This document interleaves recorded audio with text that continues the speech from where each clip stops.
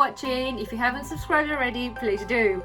Today's video, we're going to discuss pros and cons on selling on Amazon and eBay. You might have already probably selling on one or the other, if not both, but for all of you who haven't potentially experienced selling on one or the other, this is basically a brief comparison of pros and cons of what it is like to sell on either of the platforms. First of the things I'm going to cover is ease of listing. I'm not sure if you're aware how the Amazon works, but basically it works by scanning a barcode. It's really straightforward. You download the app, you pick up a product. If you have the barcode in the back, you scan the barcode, you put the quantity, you put your price, and presto, the item is listed, which is very easy, especially if you have loads of various items to list. You can do this in literally seconds. If you then compare it to eBay, you have to go in there, you take your own photo, write the description, fill on the information. It takes you a little bit longer. The cons of the listing the item on Amazon, the Amazon catalog already has a picture and description provided for you by somebody else. It's normally whoever they decided to list the item first, be like an average seller like us, for example, will create the description and the title to fit to list their item. It unfortunately doesn't always correspond to what it is the description or the picture shows. So you got to be very, very careful when you list the item to compare the exact item that you have, for example, pen, and compare the color and everything else that's basically matches to Amazon catalog. It's a very easy mistake made, and we've made this mistake before. Sometimes not out of the choice, but for example, listing the which we mentioned in one of our videos, there was a cream, there was a different color packaging to what is pictured, although it did state that the packaging varied. People don't read that. This is basically one of the problems that I do have, and you can't really basically get around this unless you pay attention to what you list, and if it's not correct color or whatever, you just don't list it on Amazon and you go with eBay. With eBay, of course, you don't have that problem. You take your own photo, you make sure you put the description correct and everything else, and it's all down to you, and there's no confusion between, you know, what your buyer sees and what your buyer gets. So this is one of the main things, and we love Amazon, we love selling on Amazon, but unfortunately this feature that you're not able to change or correct certain aspects of the catalog, unfortunately, is a downside of Amazon. Second thing we're going to cover is the price. You probably think that Amazon is more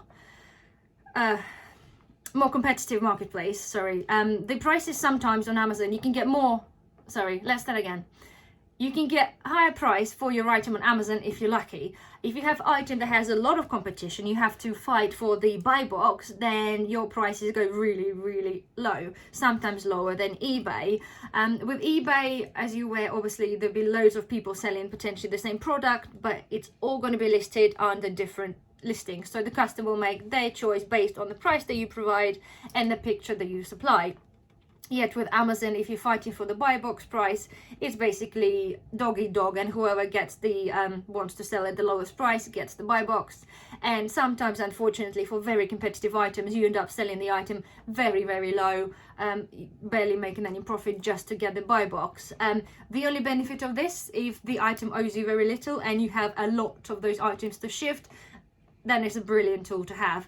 We had some items before. I think we had about 50 or 100 items, and of course, depending on the sales rank of the item, basically the lower the number, basically like 1, 2 and 3, that means that you sell more of this item a day. As an average of sales rank of 100, you can basically sell about 50 to 100 items per day. So if you're lucky enough to have a lot of stock that owes you not very little, Amazon is probably the best and the quickest way to list the item.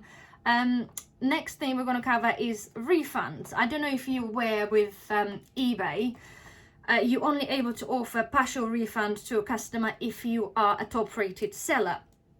If you are just above standard, you don't have an option of offering partial refund. Even if the customer sends you item back that is broken, used, worn, or etc., you have no option to do that.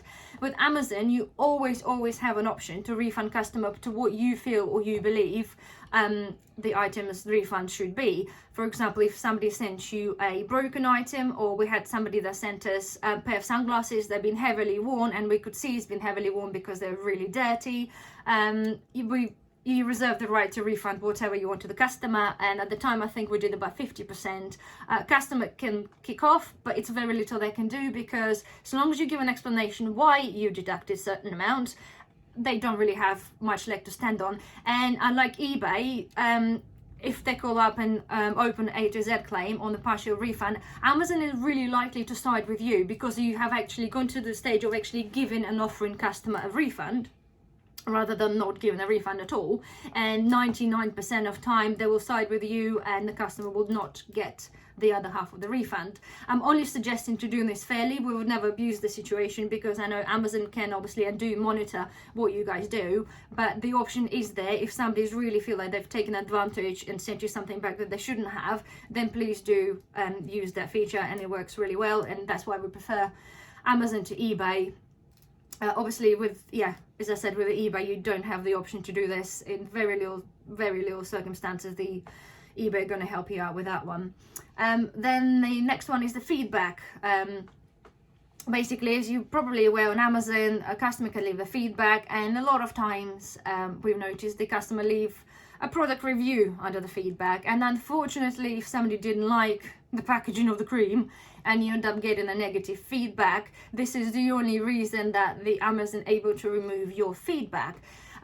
There's basically like an options that you can select why you request for the feedback removal on Amazon, and normally one of them saying is either fulfilled by the Amazon FBA or the customer left a review of a product rather than review of your services. That's really the only way that you get your feedback removed. On eBay it's pretty much now impossible to get the negative feedback removed unless you probably sell millions, even though I'm not sure, because to be fair, we've seen some accounts that sell literally hundreds of thousands of items and they have 100% positive feedback. Yeah, something fishy about this, because I do not believe that you can go through so many items and you don't get one unhappy customer. I just don't believe that. So maybe there's a secret way, I don't know, but as far as I'm aware with eBay, the only way you get your feedback removed if the customer lost the case against you for either item not received or items not as described, and that's the only way that eBay will remove the feedback automatically. Next thing we'll cover is the Amazon A to Z claims, or eBay's any open cases like item not received or item not as described. With Amazon, basically you have an option to appeal A to Z. The customer will call Amazon or email Amazon and obviously tell them the problem. If the problem is item not received, then I tell you this, it's only the latest thing that Amazon done. If you have not uploaded the tracking number, even if you do have a tracking number for the item, and customer opens A to Z claim based on the fact that item is not received, you do not get an option to appeal. So basically you could have sent a £100 item, just forgot to upload the tracking. If a customer opens A to Z claim, they'll win this claim and they get their refund, even if you have the proof that item been delivered. Because you have not uploaded the tracking, you will not win A to Z claim. So do make sure when you ship on Amazon, make sure you do input your tracking every day. With the Amazon, with eBay cases, not received, not as described, is very difficult to challenge, because basically all the time people want to return something, they always claim the item is either not as described or arrived damaged, and they always lie. With eBay you really don't have an option apart from if you're above standard to do a partial refund. It's very little you can do. You have to give people refund and you can't really appeal. Sometimes you can call eBay, and if you're lucky enough to get to a very helpful person, they will help you to deal with the case. But I think 99% of the time, unfortunately, I would say the A to Z and Amazon's Amazon process, it's far better and far seller friendly than eBay. So that's basically, I think, covers all the sort of main points between eBay and Amazon. And again, it all depends on, guys, on what you sell and what sort of your state of affairs, if you wish. But I think they all have pluses and minuses. But I think as an option, if I got to choose to sell between both between both platforms, I think I'll probably choose eBay, even though certain aspects of Amazon are better. I think eBay is a little bit more, gives you more flexibility to your items, to how you list things, how you deal with the customers and things like that. So yes, I think it's my option, it would be an eBay. Especially now Amazon, if you guys selling on Amazon, you probably know they've taken away more and more categories that you cannot sell your items, or items that require approval.